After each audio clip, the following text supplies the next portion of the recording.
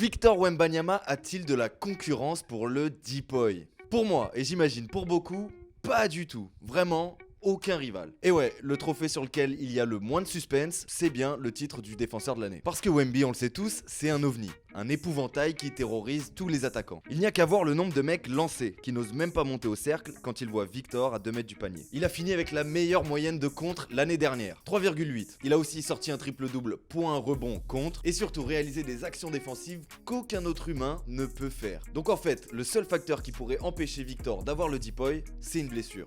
Comme l'année dernière. Si on regarde la concurrence, Evan Mobley, le tenant du titre, qui pour moi ne réalisera pas une plus grande saison défensive que l'année dernière. Sachant qu'à l'époque où Wemby était encore en lice, il y avait vraiment aucun débat entre les deux. À ses côtés, il y a aussi Rudy Gobert, son compatriote, et ses 4 titres de défenseur de l'année. Et puis sur les lignes extérieures, Dyson Daniels, Toumani Camara, Lou Dort ou même Amen Thompson sont des premières lignes défensives d'exception. Mais on sait que le DPOY favorise naturellement les intérieurs. Donc pour moi, une chose est sûre, enfin, sauf malheur, Victor sera le plus jeune défenseur de l'année et battra même Dwight Howard qu'il a eu à 23 ans. Donc maintenant j'attends vos avis pour savoir si on est tous sur la même longueur d'onde ou si vous voyez un mec capable de venir gâcher la fête.